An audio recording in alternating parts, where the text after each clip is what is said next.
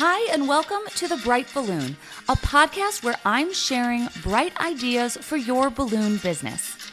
My name is Sarah Meyer, and I'm a balloon business owner like you, and I love the creative side of what I do, but I really love the business side, which seems to be the part where most people struggle. So I'm here to help. Each week, I'm bringing you an episode full of bite-sized tips you can use to make improvements in your business. I want you to make more money, eliminate stress, and learn along with me as we grow our creative businesses together. Welcome to The Bright Balloon, presented by 17 Hats.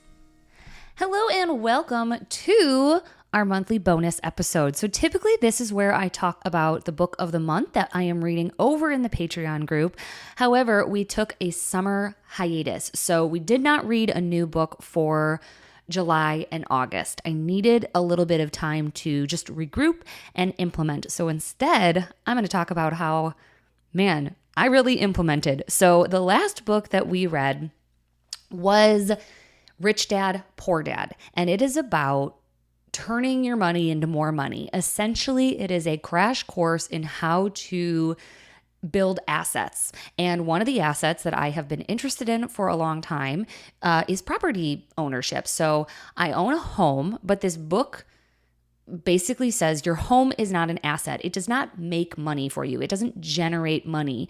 It actually kind of costs you money most of the time. So instead, you need additional properties that are pretty hands-off, and those make you money. So I have been kind of kicking around this idea. I'm trying to figure out what my exit plan is from my business. How am I going to retire? What am I investing in? Where is the money coming from?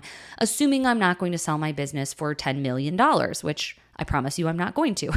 So I think this is a much bigger conversation in the balloon industry about how we can retire hopefully young and healthy and have a nice, comfortable retirement. But it's hard because we're self-employed.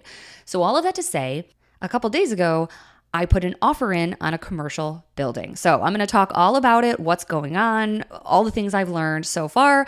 But let's take a quick break and head over to the UGlu hotline, and then I'll get into it. Welcome to the UGlu hotline, where we discuss great advice that sticks. Brought to you by Pro Tapes. If you have a question or some great advice to share, click the link in the show notes to call in and leave a voicemail.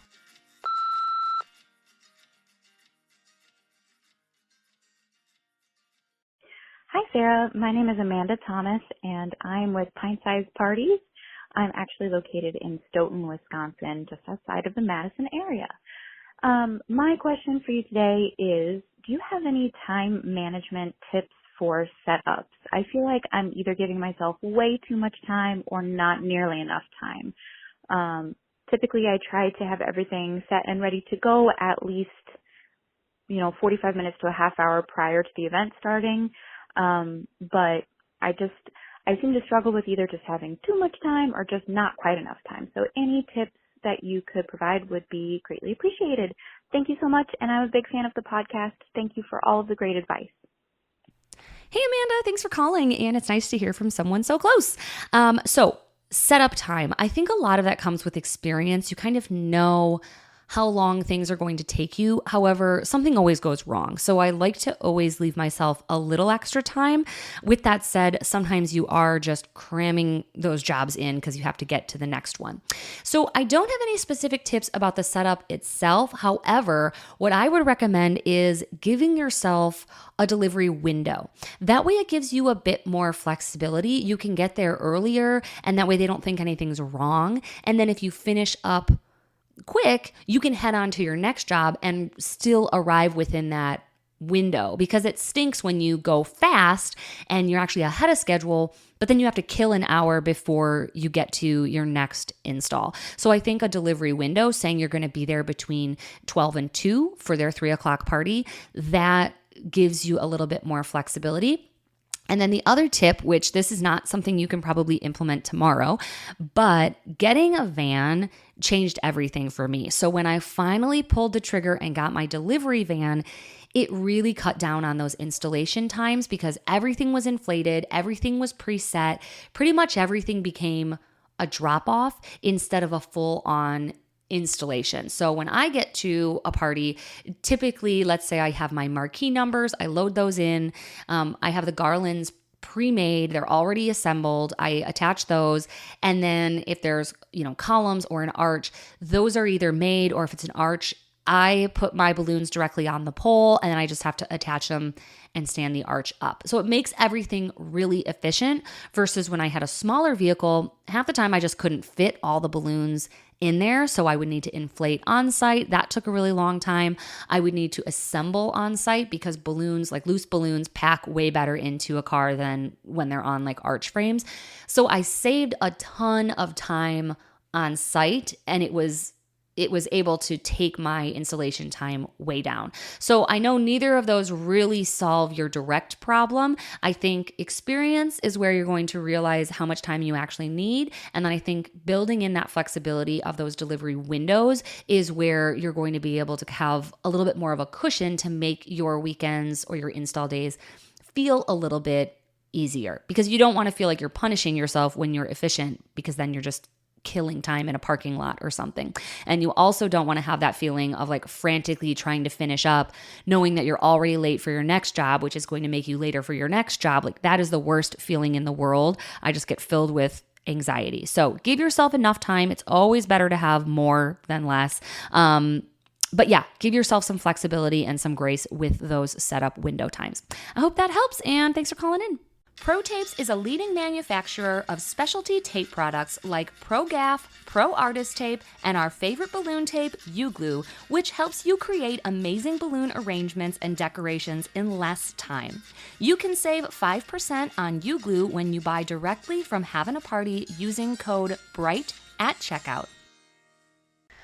Okay, so I know I threw a lot at you in that intro, especially if you are not following along in the book club. But I'm not lying when I say that these books changed my life. I really, really have changed my business and taken a lot of action from the books that I read every month. So all of the old books, all the episodes related to those books are available in the Patreon group if you want to catch up or pick and choose what you listen to. That is a $5 a month subscription, and we will link it in the show notes. But the last book that we read before taking our summer break is Rich Dad, Poor Dad. And like I mentioned, the part that stood out to me was this idea of investing in property, because you can essentially take the money that you are making from balloons and invest it so that it makes more money. Your money makes money is basically the whole goal here. And the idea is that you start figuring out ways to make money without exchanging your time. Because even with balloons, it's always in exchange for a service or a product. And now you can grow your business so that you're not actually the one providing those services or blowing up those balloons. But for me, I've always had an interest in real estate. So I was scrolling on Zillow on Friday night, like I always do. It's like one of my favorite hobbies. And I found a building that just jumped out to me. I don't know. It's currently being used as a daycare. It used to be a church, but it's in a residential area, which I kind of like. It's not like on a busy street. It's just like in a little neighborhood. And it's 4,500 square feet. So it's pretty big. And if you can imagine like an old church, like a traditional kind where you'd walk down the center aisle, and then it has tall ceilings and big bright windows on either side. Now, nothing about this place is bright right now. It's dark, it's dingy. I would never want to send my kid to daycare there, probably why they're closing. But it has space. And in addition to the main space that would be kind of like the original church, there's a basement with a kitchen in it. And then there's a back building that has an upper floor and then a finished basement where all of this was daycare. But for me, the things that were interesting were that it had a lot of private entrances. So like essentially you could access each of those spaces from an individual door. So my wheels started spinning thinking, could I rent out these individual spaces as office spaces while I keep the front church space, paint everything white, put in some vinyl plank flooring, and make it like a giant studio space or a place where I can do balloons when I outgrow my home-based studio, which I kind of already have. I really love the convenience of being at home. But there are times when I'm tight on space. Like I literally can't inflate the balloons for the next day until the current balloons leave my space because there's just not enough room. So there is sort of a need for it, but like not really. Like I was just kind of trying to think of reasons to buy this building. So anyway, I sent a message on the app to a local realtor. She got in touch with me right away. And before I knew it, we had a showing set up for the following morning at 9:30. So I'm recording this on Tuesday. This was Saturday. So like this is all very much still happening. So Saturday we went and looked at the property and I kind of thought it would be like, this is a bust. But the opposite kind of happened. I think my husband and I both saw the potential. It was actually in pretty good shape. And the basements, which looked kind of unusable. Normally basements are just kind of like storage areas, but they're almost like partially above ground. So they have like bright windows and they seemed kind of usable as well for rental spaces, for an office. So it was actually like a little better than we anticipated. And after we looked at the property, our wheels got spinning. We kind of started thinking about like a co-working space. I know that as someone who has like a creative business, I early on definitely wished that there had been an affordable space for me to rent and work and like meet with clients. But like I was never going to spend like $1,500 on an office. Like it just didn't make sense for me early on. And I know in my area, there's a lot of florists and photographers and wedding planners that are kind of in a similar situation. So I started thinking like low cost shared office space, maybe not like co-working spaces in the traditional sense where like they're super hip and cool and, you know, everyone hangs out all day. Like I'm not trying to build a WeWork where I live, but I do think there is a need for smaller, affordable office spaces. Especially yesterday, I went to work at Starbucks and it's like deafening. Like you can't go on a Zoom call. You can't even hear what you're doing. Like it's so hard to work at a coffee shop because there's so many people there and it's kind of rude to like take a phone call. It'd be kind of unprofessional or weird to like meet with a client. Again, I'm like, I feel like if people had their own designated space, that would be kind of cool. So then we actually kind of got confident about this and ended up making an offer, which we had, I mean, I wouldn't say no intention of doing, but we just kind of went for it. It was an inexpensive property for our area, which I was worried is kind of a red flag. Like this was a building that for me, I thought should have been listed at like $500,000 and it was listed for $380,000. So we put in an offer at full asking price and we knew there were multiple offers. So we figured like some investor would come with cash and get it and it would be done. So, oh my gosh, there's so much that happened. I'm got to stay straight here. Okay, we put the offer in and then we went out of town and we kind of didn't really think about it. We gave them 48 hours to respond. So we figured they would respond with a counter or a no. Instead, what happened is they responded because then they wanted us to have proof of financing, like which is really typical. And I expected them to do that. Like typically before you accept an offer on a home, you need to see something from the bank that says that these people actually have the money to buy it. So here's where things started to get tricky. Because this was a commercial building, I needed commercial financing. And I guess I hadn't thought about that. I thought I would be able to just get a traditional loan, like a mortgage. Because for me, a property is a property. But I guess for banks, a commercial building is different than a house, which like sort of makes sense. But also it's like if I could afford a $400,000 house, why can't I afford a $400,000 building? I guess it's just there's different risks involved. So this is where all of a sudden I felt in over my head. And I tried to kind of keep reverting back to this book, this Rich Dad, Poor Dad that we read in the book club. And his advice was make offers. Just like don't get emotionally attached to things. Make offers. Know that they're always contingent on financing and inspection, and you can pretty much back out risk-free at any time. So I tried not to get overwhelmed. And we knew that our offer was contingent on the financing anyway. And at this point, our realtor called and said that they were leaning towards our offer, but they needed to see that financing. So I called a lender, and she basically told me that commercial loans are really hard to get and that they could not they could not use a traditional loan to pay for this property. So then I was kind of bummed. I thought we were kind of done because I didn't think I would qualify for a commercial loan. Actually, I didn't even know how to qualify for a commercial loan. Like I don't even really know what that is. And I started feeling really stupid and bad about myself. So this was kind of a weird night. This was like Sunday night where I guess the way I could explain it is like I felt like I was trying to play with the big boys and didn't know what I was doing. And then I started getting embarrassed. Like I should have known I needed a commercial loan.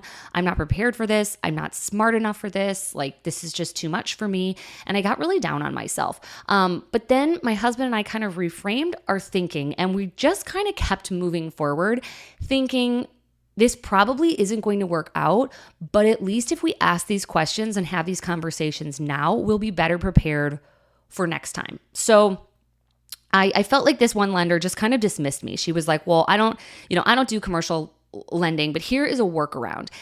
And she basically said we could take 100% of the equity that we have in our home and take it out as cash and then put all that cash down on this building. But then we'd also still have to do a 20% down payment, which is like all the money that we have. So I essentially would have no equity in my home, no money in the bank, and own a building that I had no plan for. And I was just like, no, like I can't, I'm not interested in that. That scares me. I know it's just, borrowing from one asset to create another asset. It's just kind of like a transfer of funds. But for me, my house, I worked so hard to pay off the mortgage that to liquidate it, basically, to take all the money out, felt like it was taking all of the security away from me. It just felt, for me, it just made me uncomfortable. And I needed to listen to that. I was just like, no, that's just not an option. Like I can't risk my house on this property. For some reason, it just felt way more comfortable to have a totally separate mortgage on this building. So I was pretty deflated. I was pretty over it. And I texted our realtor and just said, listen, it just doesn't sound like it's going to happen. We need to withdraw our offer. And I was really sad. I was kind of bummed. I started getting excited, and it just kind of felt like it was over. However, it wasn't over. Then it got weirder. So we withdrew our offer on Sunday night, and then Monday, which was yesterday, at about 11, I was walking through Home Depot, and I got a call from our realtor, and she was like, so they countered your offer and they gave you an extension, which I was really confused by because I was like, I thought we withdrew our offer. And she was like, well, I didn't actually withdraw it yet, and they're interested. So then it was like, well, wait, what? I don't know if I'm interested. So I'm going to take a little break here, catch my breath, regroup, and figure out where I am in this story. We'll hear from a sponsor, and then I'm going to talk about what we did next. Hey friends, the next time you need to order supplies for your professional balloon business, head over to Havin, Party Wholesale. They carry all of the brands that we love and need to run our profitable balloon businesses, and they are family owned and operated, and they know the business inside and out. They've even offered listeners of the podcast a 5% off coupon code when you use the code BRIGHT at checkout. So next time you need to order, head over to havinaparty.com. Okay, so let's regroup. Just as a review, we saw a building, we made an offer, we didn't think we'd qualify for financing, so we withdrew our offer, and they basically were like, no. We like your offer. You may not withdraw it. So I was very confused at this point.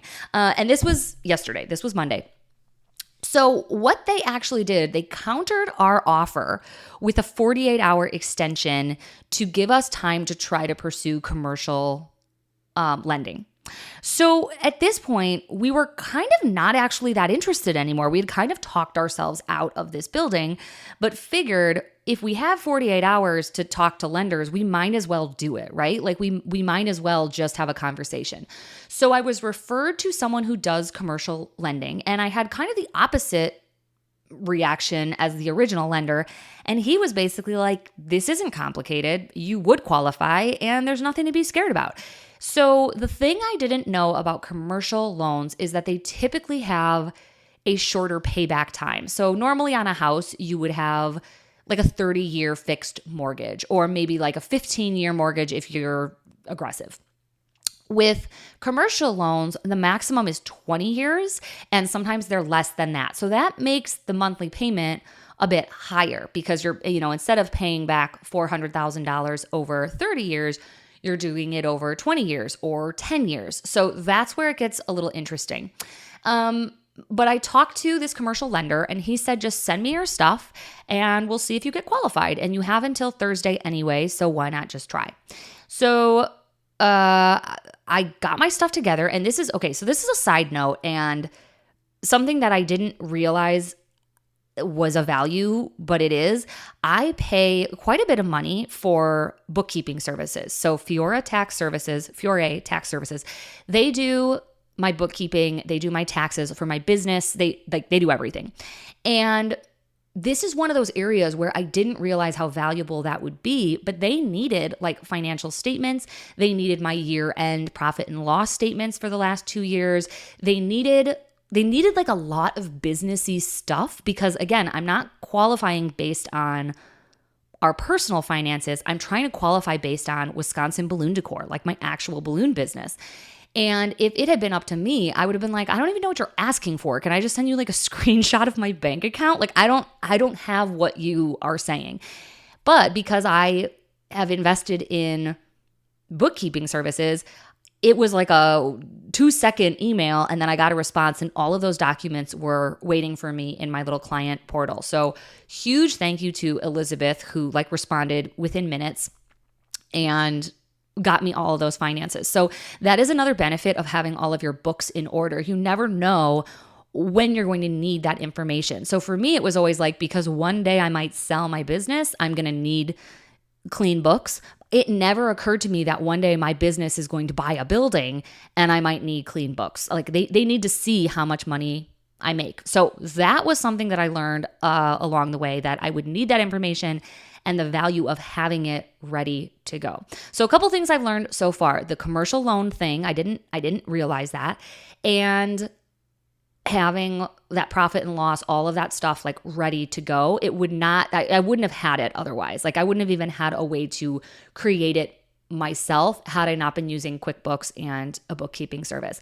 Now, the third thing I realized is that he said, in order for my business to qualify for a commercial loan, I have to utilize 51% of the building for myself, which is interesting. So like if I'm just trying to buy a duplex or like, an office building and not rent it myself, then I'm not going to qualify for commercial lending through my business. But because I am buying a property for my business to potentially use, that seemed to play a factor.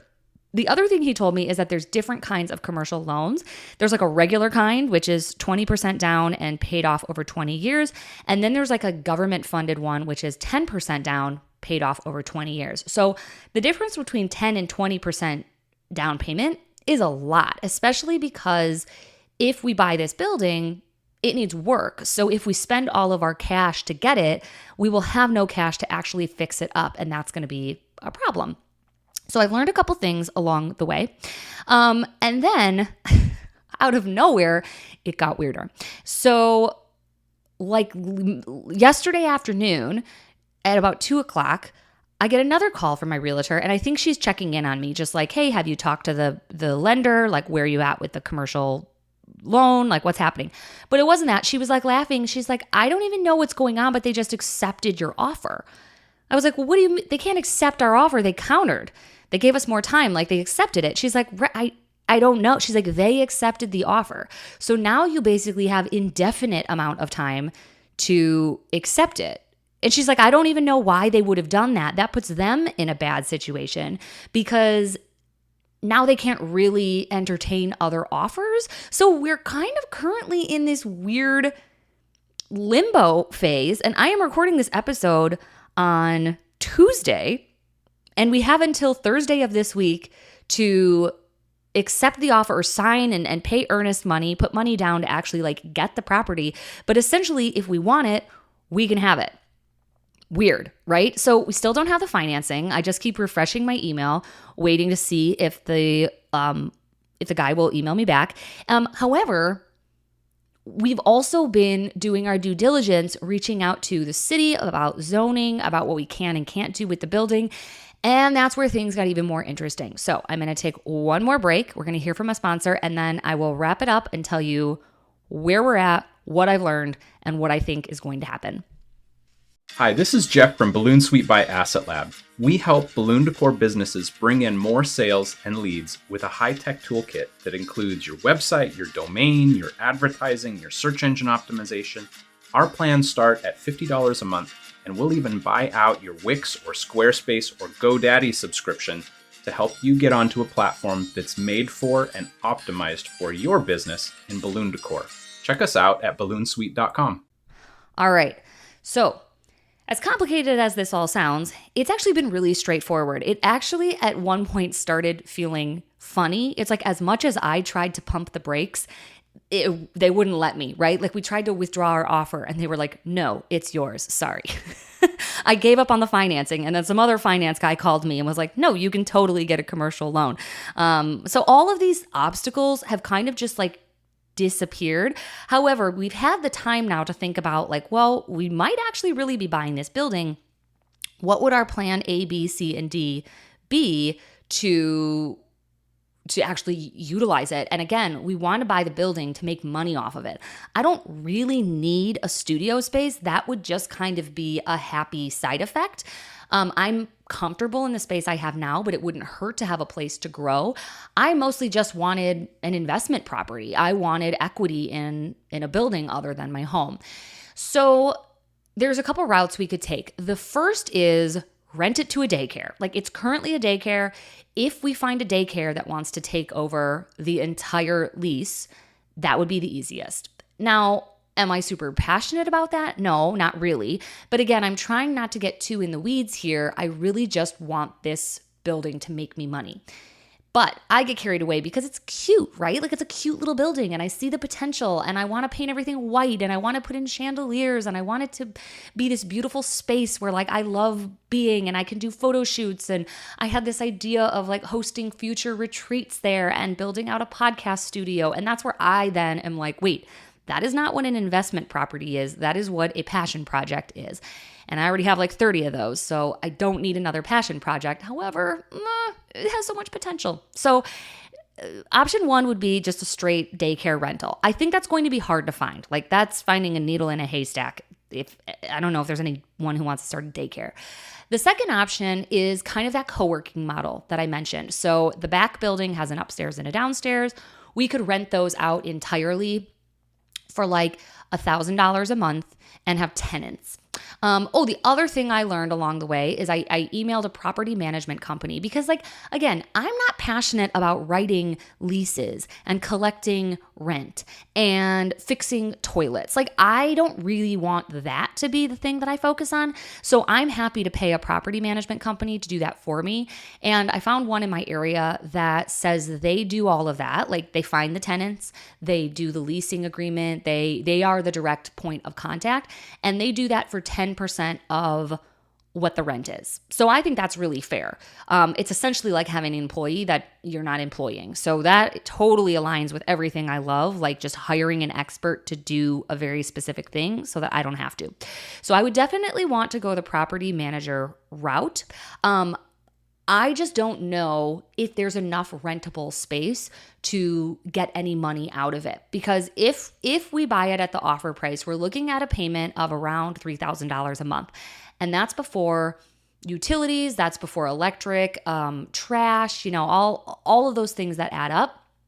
And cleaning, commercial cleaning, all these things I know nothing about and I didn't think about before I made that offer. So I'm not sure if we have 2 spaces ready to go to rent as offices. That would only be like $2,000 of the $3,000. And like I said, I could use the big main space, but I don't really need to. Now, the other thing that I got worried about, I looked at a zoning map and it was zoned residential, which is very odd because it's a commercial building. So I reached out to the city and I said, hey, what's going on? Can I use this for a business or not? And they said, yes, it's grandfathered in because it's an old building. So even though it's in a neighborhood, it's zoned commercial technically. you can continue using it. So then I followed up and I was like, cool, we want to potentially use it as a party venue. So that was my backup plan. That's plan 3.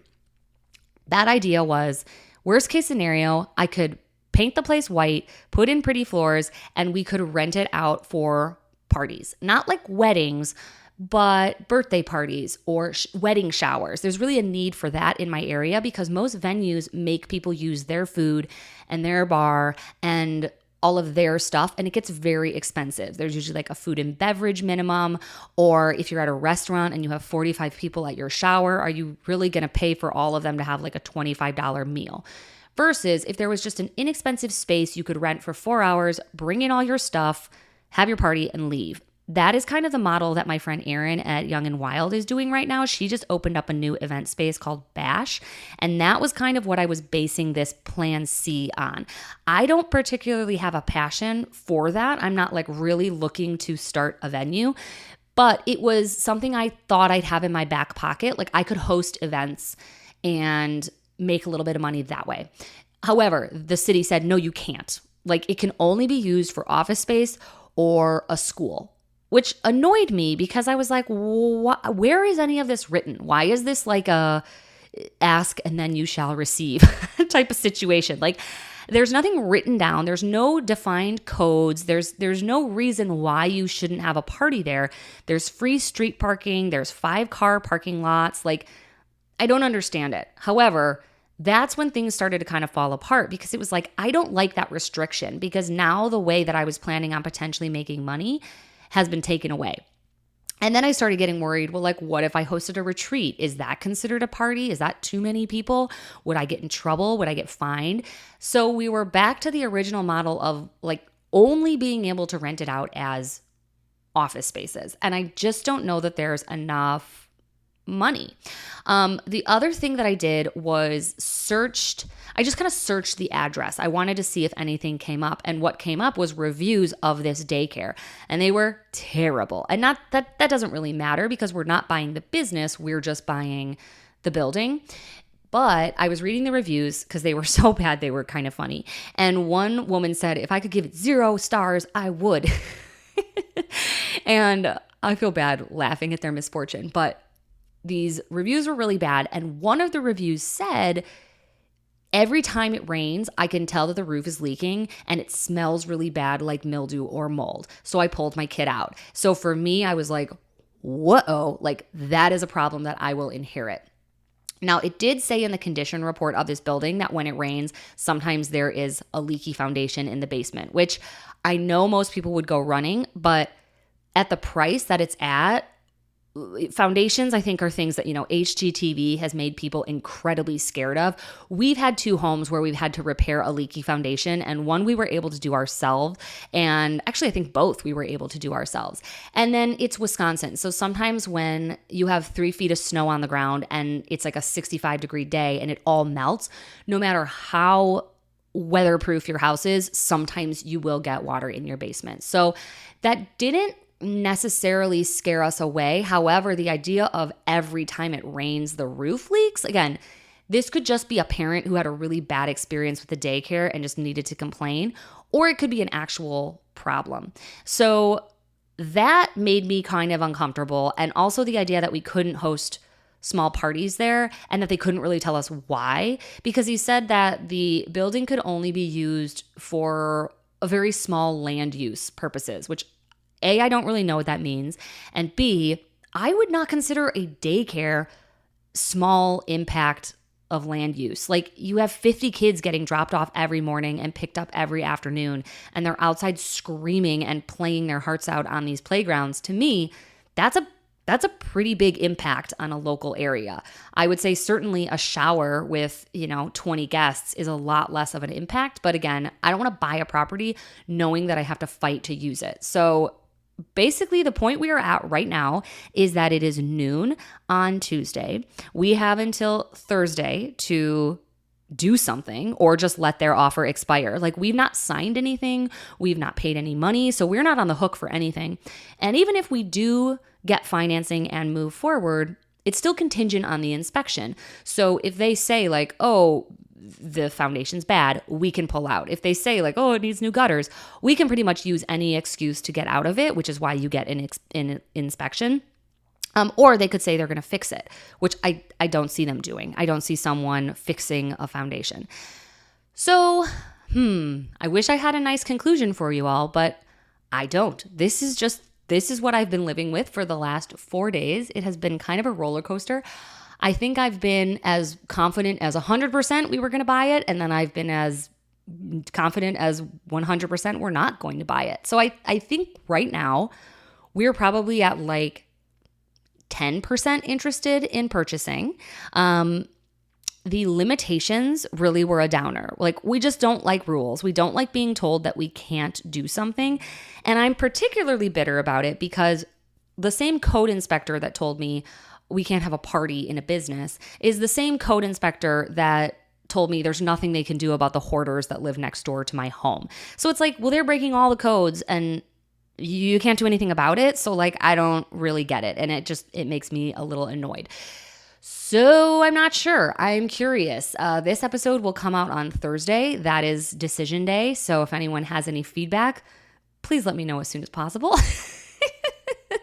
I don't know that it is the right time, but I think the things that I've learned so far about the commercial lending, about knowing that my business has to occupy part of it if I even want to be considered for a commercial loan, knowing that I perhaps need a bit more cash if it is a fixer-upper because so much of it is going to be taken from the down payment. Like, we've never done 20% down on a home before. When we bought our first home, years and years ago, we put like 3% down. I remember writing a check for like $2,000 to buy a house. It was insane.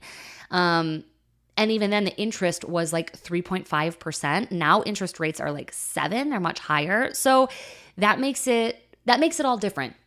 And I'm just kind of learning as I go.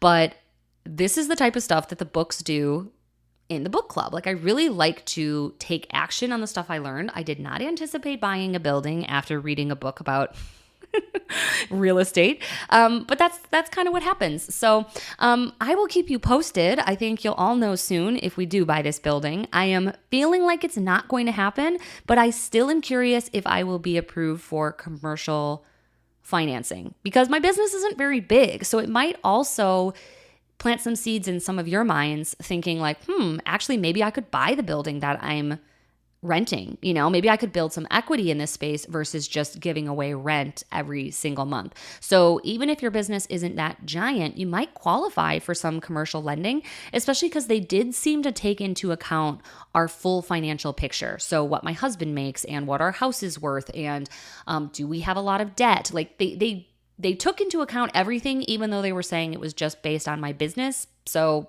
I'm not really sure. So I'm learning as I go, like I always do, and I will keep you posted. And yeah, it's kind of crazy. I do have this vision of having a property and having these string lights and having an outdoor garden and being able to host people, and not only balloon people, but local people as like networking events. But I just don't know if this property is going to work out or if financially it even makes any sense. Like, I don't want to put in all of this energy just to lose $1,000 a month that I don't need to lose. So to be continued, I will let you know. Let me know if anyone has any advice in any of these areas about buying property for your business or for other purposes. It's all new, but yeah, I'll keep you updated. Thanks for listening, and I will talk to you in the next episode. Thanks for listening. As usual, I tried to keep it bright and light. Our presenting sponsor is 17 Hats, the CRM I use to cut the chaos and manage my entire balloon business. From the lead capture form on my website to workflows and email templates, invoicing and grab-and-go garland automated bookings, it's all powered by 17 Hats, the best customer relationship management system for balloon businesses. There's even a 50% off coupon code waiting for you in the show notes wherever you're listening. I'll see you next week in another episode.